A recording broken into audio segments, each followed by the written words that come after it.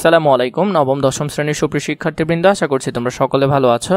এখন আলোচনা করব তোমাদের সাথে তোমাদের বাংলা বইয়ের একটি কবিতা আমি কোনো আগন্তুক নই, লিখেছেন আহসান হাবিব।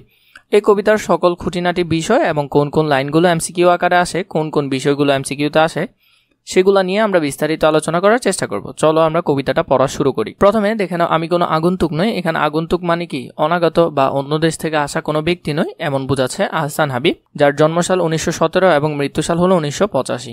যদিও জন্ম মৃত্যু সালগুলো তোমাদের জন্য অত বেশি গুরুত্বপূর্ণ নয়, তোমরা বেশিরভাগ ক্ষেত্রে বেসিক যে ইনফরমেশনগুলো আছে কবিতার বিষয়বস্তুগুলো খেয়াল করবে। আহসান হাবিব 1917 সালে 2 জানুয়ারি ফিরোজপুর জেলার শঙ্করপাশা গ্রামে জন্মগ্রহণ করেন। তার গ্রামের নামটা একটু মনে রাখবে।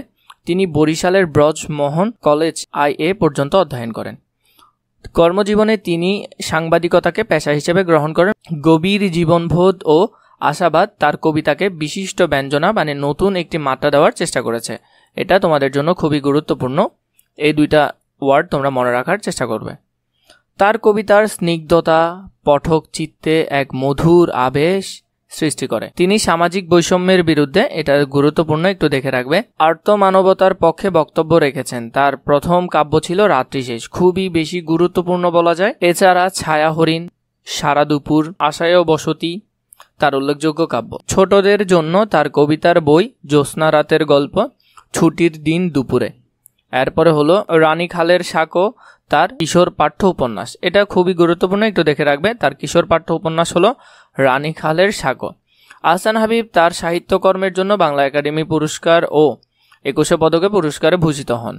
দৈনিক বাংলা পত্রিকার সাহিত্যিক সম্পাদক থাকাকালে 1985 সালের 10 জুলাই তার জীবনাশন ঘটে। পরবর্তীতে আমরা কবিতার বিষয়বস্তু এবং কবিতায় কি কি আছে তা আমরা একটু দেখার চেষ্টা করব। জন্মভূমি নিয়ে এখানে তিনি এই পুরো বিষয়টাকে লিখেছেন। সাক্ষী, এই লেখাটা 8 বার এসেছে। ডুমুর নামের একটা ফল ছিল সেটা নিয়ে, এবং নিশিন্দার একটি গাছ ছিল, যা খুবই গুরুত্বপূর্ণ। এর আগে আমি তোমাদেরকে আরেকটা কথা বলে নিই, তোমাদের SSC রিলেটেড সবগুলো বই আমাদের কাছে গুছালো আকারে, দাগানো আকারে আছে, যেখান থেকে ইনশাআল্লাহ 100% প্রশ্ন কমন পড়বে। তোমরা যদি বইগুলো নিতে চাও, নিচে ডিসক্রিপশন বক্সে আমাদের ফেসবুক পেজে মেসেজ করলে অথবা এই নাম্বারটিতে মেসেজ করলে তোমরা ইনশাআল্লাহ PDF আকারে পেয়ে যাবে, এবং খুবই অল্প দামে আমরা বইগুলো দিচ্ছি, তোমরা চাইলে নিয়ে দেখতে পারো। আসমানের তারা সাক্ষী, সাক্ষী এই জমিনের ফুল। এখানের মধ্যে কবি বোঝাতে চেয়েছেন যে আকাশের তারা এবং মাটির ফুল তারা সাক্ষী, অর্থাৎ তারা তার অস্তিত্বকে চেনে এবং প্রমাণ করে যে তিনি এই জায়গারই অংশ, মানে তিনি যে এই জায়গারই লোক বা এই জায়গারই একজন মানুষ, তা বোঝাতে এখানে এই কথাটি বলেছেন। এই নিশিরাইতে বাঁশবাগান বিস্তর জোনাকি সাক্ষী। দেখো এখানে জোনাকিকে এনেছে, জোনাকিও বলছে গভীর রাতে বাঁশবাগানের জোনাকির আলো জ্বলছে। এই জোনাকিরাও কবির সাক্ষী, অর্থাৎ তারা তাকে চেনে। সাক্ষী এই জারুল জামরুল, সাক্ষী পুবের পুকুর। এখানে মধ্যে 2টা গাছের কথা বলছে, জারুল গাছ, জামরুল গাছ। জারুল ও জামরুল গাছ এবং পূর্ব দিকের পুকুর কবির সাক্ষী, তারা কবির অস্তিত্বকে স্বীকার করেন। তাহলে এখান থেকে আমরা আরো 2টা সাক্ষী পেলাম। এখানে 2টা, আবার এখানে একটা পূবের দিকের যে পুকুর আছে, ওই পূবের পুকুর মানে পূর্ব দিকের পুকুরের তার ঝাঁকড়া ডুমুরের ডালে স্থির দৃষ্টি, মাছরাঙ্গা আমাকে চেনে। এখানে বলছে ডুমুর গাছের ডালে বসে থাকা মাছরাঙ্গা পাখিও কবিকে চেনেন, অর্থাৎ এখানের মধ্যে যতগুলো উপাদান বলেছে সবগুলোই কবির সঙ্গে পরিচিত। মাছরাঙ্গাকেও এখানে এনেছেন, এটা গুরুত্বপূর্ণ, এগুলো একটু দেখবে। এই যে আন্ডারলাইন করা লাইনগুলো, এগুলো খুবই বেশি গুরুত্বপূর্ণ, এবং আমি যে বইয়ের কথা বলেছি সেটাতে আরও বিস্তারিত ধারণা আছে, তোমরা চাইলে বইগুলো নিতে পারো। আমি কোনো অভ্যাগত নই, মানে আমি কোনো বাইরে থেকে আসিনি। খোদার কসম, তিনি আল্লাহর কসম খেয়ে বলছেন আমি ভিনদেশি পথিক নই, মানে আমি বিদেশি কোনো পথিক নই। আমি কোনো আগন্তুক নই, মানে আমি বাইরের কোনো কেউ নই। আমি কোনো আগন্তুক নই, আমি ছিলাম এখানে, আমি সাপনিক নিয়মে এখানে থাকি। আমি কোনো অভ্যাগত নই, খোদার কসম আমি ভিনদেশি পথিক নই। কবি এখানে বলছেন, কবি দৃঢ়ভাবে মানে খুবই শক্তভাবে বলছেন যে তিনি কোনো অতিথি বা ভিনদেশি পথিক নন, তিনি এই জায়গারই অংশ। এরপরে বলছেন আমি কোনো আগন্তুক নই, আমি কোনো আগন্তুক নই, আমি ছিলাম এখানে, আমি সাপনিক নিয়মে এখানেই থাকি। তিনি এখানে সবসময় থেকেছেন এবং স্বপ্নের মতো এখানেই থাকবেন। তিনি কোনো নতুন অতিথি নন এখানের, তিনি এখানকারই মানুষ। আর এখানে থাকার নাম সর্বত্রই থাকা, সারা দেশে থাকা।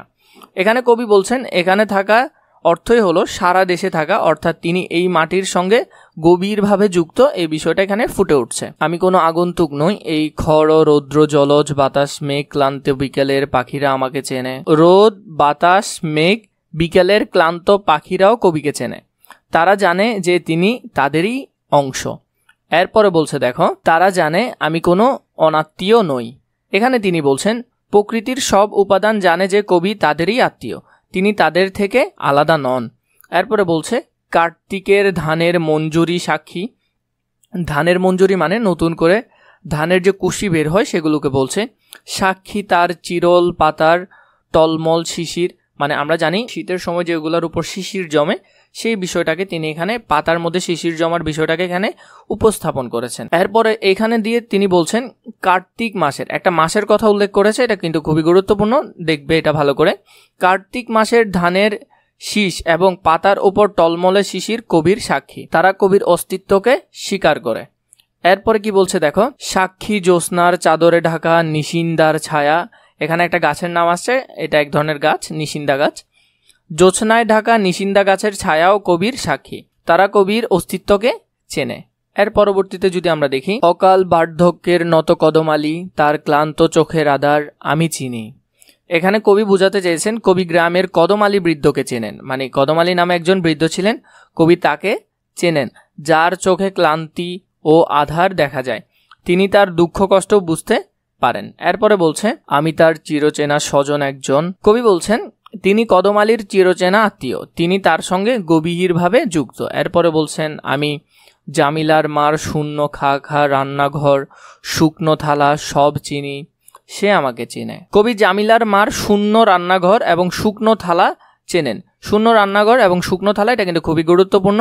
এবং এখানে কে ছিলেন? জামিলার মার কথা বলছেন, এটা তোমরা ভালো করে দেখে রাখবে। তিনি তাদের অভাব ও অনাটন বুঝতে পারেন। এখানে কবি তাদের অভাব অনাটন, কাদের? জামিলার মারদের অভাব অনাটন বুঝতে পারেন। হাত রাখো বৈঠায় নাঙ্গলে, দেখো আমার হাতের স্পর্শ লেগে আছে কেমন গভীর। কবি বলছেন নাঙ্গলে হাত রাখলে দেখা যাবে যে তার হাতের স্পর্শ সেখানে গভীরভাবে লেগে আছে, অর্থাৎ তিনি মাটির সঙ্গে গভীরভাবে যুক্ত, নিজ ভূমির সাথে। দেখো মাটিতে আমার গন্ধ, আমার শরীরে লেগে আছে এই স্নিগ্ধ মাটির সুবাস। কবির শরীরে মাটির গন্ধ লেগে আছে, তিনি মাটির সঙ্গে একাত্ম হয়ে গেছেন। এরপরে বলছেন আমাকে বিশ্বাস করো আমি কোনো আগন্তুক নই। এখানে বলছেন যে কবির শেষবারের মতো বলছেন তিনি কোনো আগন্তুক নই, মানে তিনি কোনো বাইরে থেকে আসেননি, তিনি এই মাটিরই অংশ বা তিনি এই ভূমিরই একজন। দুপাশে ধানের ক্ষেত সরু পথ, সামনে ধু ধু নদীর কিনারা আমার অস্তিত্বে গাথা। ধানের ক্ষেত সরু পথ এবং নদীর কিনারা এই সবই কবির অস্তিত্বের সঙ্গে গাথা, তিনি এই প্রকৃতিরই অংশ। আমি এই উদাও নদীর মুগ্ধ এক অবোধ বালক। কবি নিজেকে নদীর মুগ্ধ এক বালক হিসেবে দেখান, তিনি এই নদীরই অংশ। এর পরবর্তীতে আমরা শব্দটিকা যদি পড়ি, শব্দটিকার মধ্যে যেসব বিষয়গুলো গুরুত্বপূর্ণ এবং মোটামুটি জানা প্রয়োজন সেগুলো আমরা একটু দেখব। সাক্ষী, এটা কোনো কিছু নিজ চোখে দেখা এমন কেউ, এই সাক্ষীটা একটু মনে রাখবে। নিশি রাত মানে গভীর রাত বা গ্রামীণ কথায় গভীর রাতকে বোঝায়। এরপরে হলো যে এখানে নিশিন্দা, গ্রামীণ এক ধরনের গাছ নিশিন্দা, এটা একটু মনে রাখবে। জামিলার মাঠ, এই লাইনগুলোর এখানে ছোট ছোট ব্যাখ্যা আছে, এগুলো তোমরা একটু জেনে নিবে, যদিও আমি তোমাদেরকে বলেছি। তারপর দুপাশে ধানের ক্ষেত, এখানে সুন্দর করে এগুলোর ব্যাখ্যা আছে, এগুলো একটু জেনে নিবে। পাঠ পরিচিতির মধ্যে জন্মভূমির সঙ্গে মানুষের আজীবনের সম্পর্ক, এই সব কিছুই তার মনে হয় কত চেনা কত জানা। এই যে বিষয়গুলো আছে, এই অংশটা যদি তোমরা ভালো করে পড়ো তাহলে আমার মনে হয় তোমাদের সৃজনশীল আনসার করতে খুবই সুবিধা হবে। একটু করে তোমরা কষ্ট করে পড়ে দেখে নিবে।